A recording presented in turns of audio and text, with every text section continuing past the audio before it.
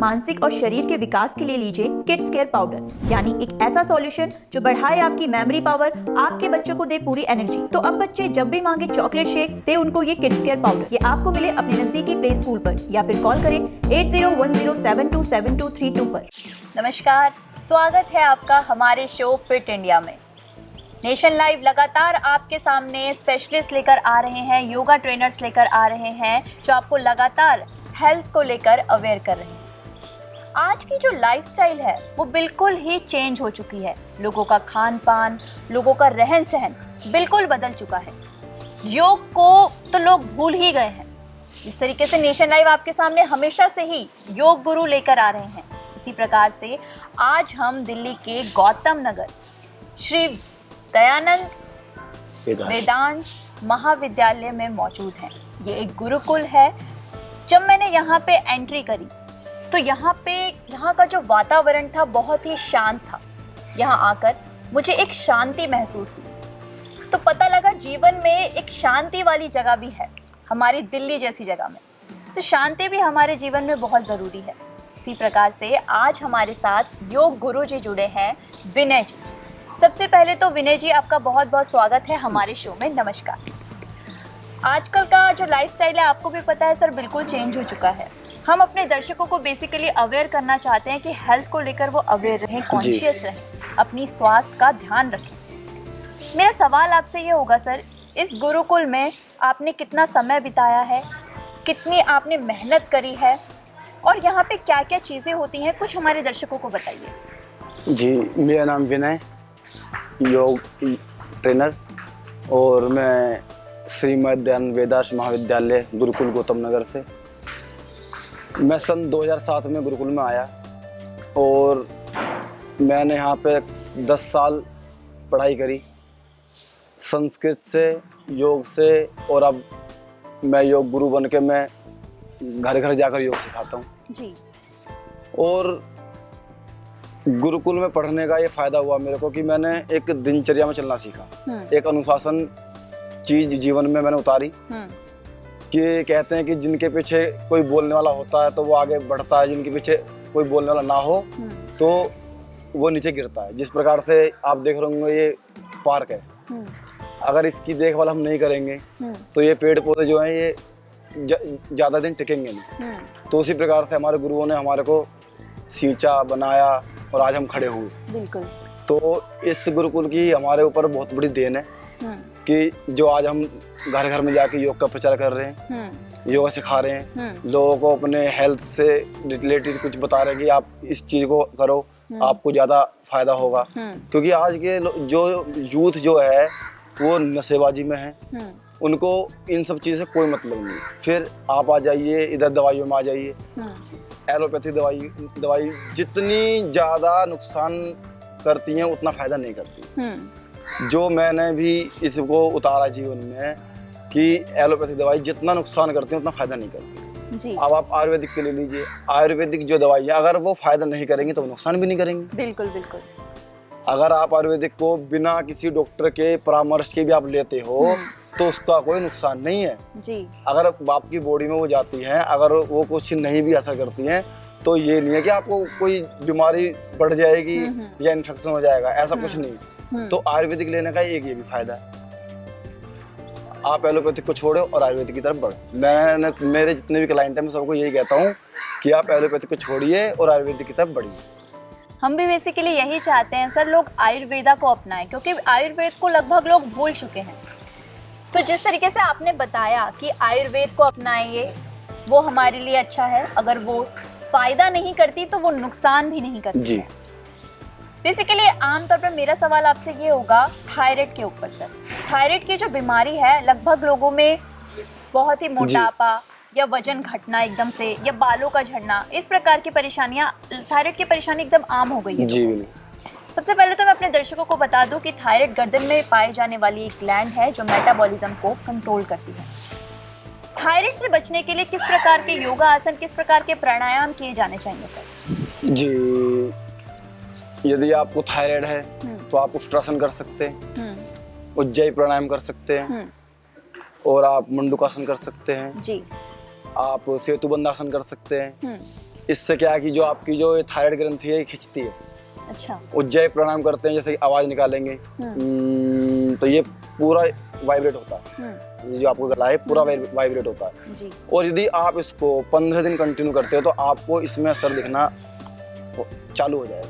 जैसे कि मेरी एक क्लाइंट है जनकपुरी में, मैं उनको थायराइड थी, तो उनको जब मैंने योगा शुरू किया, उन्होंने पहले कई उपचार लिए तो उनको इतना असर नहीं आया। जब उन्होंने मेरे से योगा स्टार्ट किया तो मैंने उनका ये थायराइड चेक कराया, मगर आप एक बार थायराइड चेक करो फिर आप मेरे से योगा शुरू करो। जब उन्होंने योगा करते करते जब उनको 15-20 दिन हो गए तो उनको ऐसा लगा कि सर मैं अब ठीक होना शुरू हो गई। तो थायराइड में योग मेरे हिसाब से बहुत ज्यादा अति उत्तम है। बिल्कुल। तो इस तरीके के, जिस तरीके से सर ने बताया, इस तरीके के आसन किए जा सकते हैं अपनी थायराइड को कंट्रोल में रखने के लिए। तो उसी प्रकार के आसनों को आप फॉलो कीजिए और अपनी थायराइड को कंट्रोल में रखिए। इस तरीके से लाइफस्टाइल बिल्कुल चेंज हो चुकी है सर। लोग अपना स्ट्रेस कम करने के लिए चाय पी रहे हैं, कॉफ़ी पी रहे हैं, बिना किसी जानकारी के कि ज़्यादा मात्रा में पीने से वो उन्हें नुकसान भी दे सकता है। एक रिपोर्ट में ये बताया गया है कि ज़्यादा मात्रा में ग्रीन टी पीने से, ग्रीन टी में कैफीन पाई जाती है और ज़्यादा मात्रा में पीने से वो एनीमिया का खतरा जो है वो बढ़ सकता है। इस प्रकार की परेशानी को हम ये नहीं कहेंगे दर्शकों को चाय पीना कम कर दीजिए, लेकिन ज़्यादा मात्रा में पीना कम कर दीजिए, क्योंकि ये आपकी सेहत के लिए हानिकारक हो सकता है। जैसे एसिडिटी की प्रॉब्लम होना, एनीमिया की प्रॉब्लम होना, इस प्रकार की परेशानियां लोगों को हो रही हैं। इससे बचने के लिए किस प्रकार के प्राणायाम, आसन किए जा सकते हैं? जी मैम, अगर इसी के लिए आपको करना है, जो हमारे षटक्रम योग में षटक्रम है, आप दंड धोती कर सकते हो, दंड धोती कर सकते हो आप, ये आपका ये मान लीजिए ये जल नीति कर सकते हो। तो ये चीजें क्या होती हैं कि जब आपके अंदर से जब बाहर आएगा ना सिस्टम, तो वो पूरा कहते हैं कि हमारी जो भी बीमारी शुरू होती है वो पेट से होती है। बिल्कुल ठीक है जी। आप सुबह अपना गर्म पानी पीजिए, गर्म पानी पी के आप उल्टा निकाल दीजिए। जब आप उस पानी को वापस निकालेंगे तो सिंपल सी बात है कि जो भी आपके जो अंदर जो भी कीटाणु वो सारे लार के द्वारा बाहर निकल जाए। ठीक है, ये है। फिर आप आ जाइए, आप अनुलोम विलोम करिए। आप कोई भी प्राणायाम आपको नहीं आता है, मान लो कि कुछ लोग ऐसे होते हैं जो योगा टीचर को बुलाते हैं, 10 दिन करते हैं, वो सोचते हैं कि अब हम मतलब कि अब हम सक्सेसफुल हो गए, अब हम खुद कर सकते हैं, योगा टीचर की कोई जरूरत नहीं है। लेकिन उनको 10 दिन क्या 5 दिन जब वो खुद करते हैं तो उनको 5 दिन में ये रियलाइज होता है कि योगा टीचर आते थे तो हमें बताते थे कि हम क्या गलत कर रहे हैं और क्या सही कर रहे हैं। लेकिन अब जो जनता वो ज्यादा समझदार हो गई है, वो 10-15 दिन बुलाते हैं फिर अपना वो रोक देते हैं। ठीक है, लेकिन मैं ये कहना चाहूँगा, दर्शकों से भी कहना चाहूँगा कि ऐसा करना अनुचित है। ठीक है, कहते हैं कि जब बाल्टी कुएं में जाती है तो वो झुक के जाती है और भर के बाहर आती है। ठीक है ना, अब वो सीधी जाएगी तो वो पानी से भर के नहीं आएगी, वो खाली आएगी। तो उसी प्रकार से मैं कहना चाहूँगा कि आप प्राणायाम करें, कपालभाति प्राणायाम करें, तो इससे क्या है आपका मेटाबॉलिज्म ठीक रहेगा, थायराइड की ग्रंथि भी ठीक ठाक चलेगी। जैसा कि मैंने बताया उज्जैय प्राणायाम करें, तो ये सब है आसन। जैसा सूर्य नमस्कार करिए आप। यदि आपको योग बिल्कुल नहीं आता, मान लीजिए आपका बजट नहीं है ट्रेनर को घर बुलाने का, तो आप कम से कम 20 बार सूर्य नमस्कार करिए, आपको कवर है, कोई दिक्कत नहीं है। कि जरूरी नहीं है कि मैं तो खुद ये बात कहूँगा कि जरूरी नहीं कि आप ट्रेनर को बुलाइए, आप 20 राउंड करिए सूर्य नमस्कार के और आप बिल्कुल पर कंटिन्यू। अगर आप रुकते हो तो फिर उसकी कोई गारंटी नहीं है, लेकिन अगर आप बिना रुके करोगे 20 तो अच्छी बात है, मैं तो ये कहूँगा। सूर्य नमस्कार कीजिए और अपने आप को स्वस्थ रखिए सर, तो यही कहेंगे। सर, इस गुरुकुल में बच्चे हैं जी, योगा आसन के अलावा क्या क्या चीजें बच्चों को यहाँ पे सिखाई जाती हैं? किस प्रकार के योगा आसन बच्चों को सिखाए जाते हैं? क्या क्या चीजें करवाई जाती हैं इस गुरुकुल में? जी, यहाँ पर संस्कृत पढ़ाई जाती है। जी, संस्कृत पढ़ाई जाती है। फिर आप ये देख रहे हैं, आप मलखम है, फिर इधर ये पीछे चबूतरा है, तो यहाँ पे अभी बच्चे खेल रहे हैं। तो सुबह यहाँ पर अब तो आप शाम के टाइम आए हो, तो सुबह 6 बजे आओगे तो आप यहाँ पे बच्चे दंड बैठक आसन प्राणायाम सब करते हैं। ठीक है, और इधर आप देख रहे हो कि यज्ञशाला है, यज्ञशाला में आप हवन सुबह शाम, ये देख लीजिए ये व्रत है। यदि जब तक यहाँ पर हवन नहीं होगा तो बच्चे मतलब मुंह में कुछ नहीं खाएंगे। ये एक पूजा पाठ का प्राचीन सभ्यता है हमारी, जो पहले ऋषि मुनि करते थे, तो वो भी आज हम कायम करे बैठे हैं, जो आज की डेट में आपको देखने को नहीं मिलेगी। बिल्कुल। ठीक है, तो यहाँ पर आसन प्राणायाम अध्ययन अध्यापन सब होता है। आप भी देखा, जब आप आए थे तो क्लास चल रही थी, अभी भी क्लास चल रही है। तो संस्कृत का भी है, अंग्रेजी का भी है, हर चीज़ का है, मतलब कि ऐसा कुछ नहीं है, ऑलराउंडर बनाया जाता है बच्चे को। यहाँ से हमारे गुरुकुल के पढ़े लिखे जो है वो ओलंपिक भी खेलते हैं। अच्छा जी, ओलंपिक खेल चुके हैं, निशानेबाजी भी होती है, सब है। बहुत अच्छी अच्छी शिक्षाएं यहाँ पे बच्चों को दी जा रही हैं। पुरानी ज़माने की नीतियों को अपनाया किस तरीके से जाए वो बच्चों को सिखाया जा रहा है, जो कि बहुत ही अच्छी बात है। कभी भी अपनी पुरानी चीज़ों को भूलना नहीं चाहिए और इनसे उनको यह संदेश मिल रहा है कि आगे चल के भी वो हेल्दी रहेंगे, उनको किसी प्रकार का नुकसान नहीं होगा, अच्छी तरीके से अपनी लाइफस्टाइल को जिएंगे। तो सर, आजकल आम लोगों में, यहाँ तक कि छोटे बच्चों में भी जॉइंट्स पेन की प्रॉब्लम बहुत ज़्यादा हो गई है। जोड़ों घुटनों में दर्द की परेशानी हो गई है, आर्थराइटिस प्रॉब्लम हो गया है, सर्वाइकल प्रॉब्लम हो गई है। इस प्रकार की परेशानी लगभग छोटों से लेकर बड़ों तक में दिख रही है। इस परेशानी को ठीक करने के लिए किस प्रकार के प्राणायाम किए जा सकते हैं घर पर, जो महिलाएं नहीं कर सकती हैं वो किस प्रकार के प्राणायाम कर सकती हैं, ये इसके बारे में कुछ बताइए। जी मैम, सबसे पहली बात मैं ये कहूँगा कि जो आपने बोली है कि जॉइंट्स की प्रॉब्लम, जॉइंट्स की प्रॉब्लम जो है वो सबसे पहली है कि आज के जो बच्चे हैं, आपने देखा होगा कि फास्ट फूड को ज़्यादा नोटिस करते हैं। उनको घर की दाल सब्जी दूध वगैरह इनको ये रास नहीं आती। जब आप ये दाल सब्जी प्रोटीन वगैरह चीज़ नहीं लोगे तो कैल्शियम बॉडी में नहीं बनेगा जी। और जब कैल्शियम बॉडी में नहीं बनेगा तो सिंपल सी बात है कि आपके जॉइंट्स को प्रॉब्लम होनी है। तो मैं ये कहना चाहूँगा, यदि आप अपने डाइट को मेंटेन करो। सबसे पहले बात है कि पहले जो कहते हैं ना कि प्रैक्टिकल तो देखा जाएगा, पहले जो आपको करना है पहले वो करो। यदि आप दूध लो, दही लो, केला लो, ठीक है, ये हो गया आपका। फिर आप दाल सब्जी खाओ, ठीक है, ये हो गया आपका, इतना हो गया।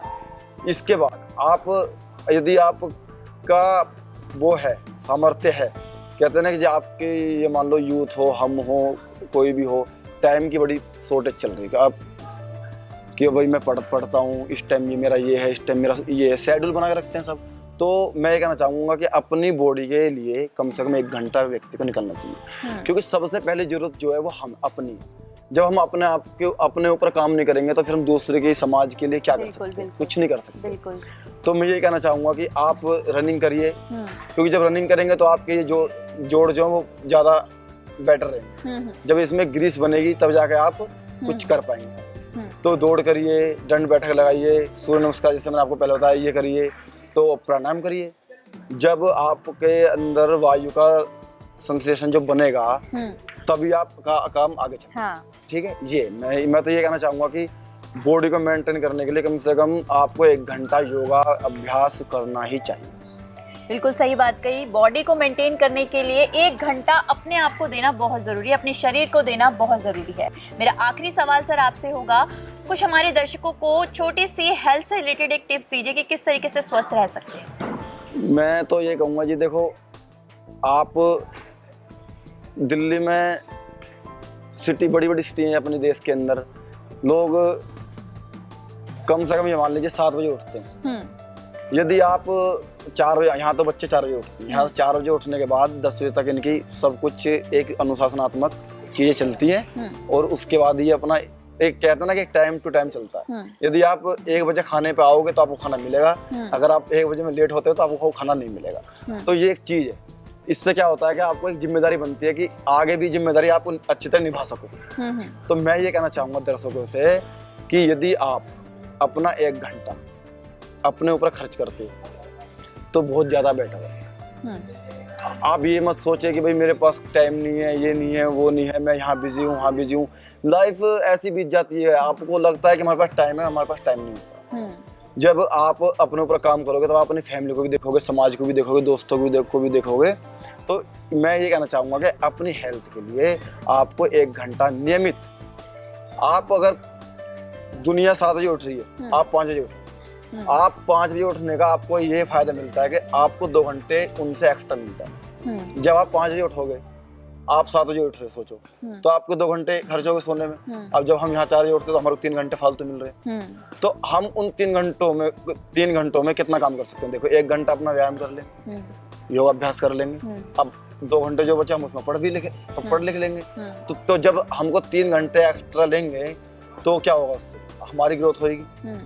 ठीक है, जब हमारी ग्रोथ होगी तो समाज की भी ग्रोथ होगी। बिल्कुल। हम अपने परिवार को भी देख लेंगे। जब हम खुद अपने ऊपर काम नहीं करेंगे, जब हम अपनी हेल्थ को ठीक नहीं रखेंगे, तो फिर हम किसको देखेंगे? जब व्यक्ति खुद ही आत्मनिर्भर नहीं है तो वो समाज को क्या देखेगा, परिवार को क्या देखेगा?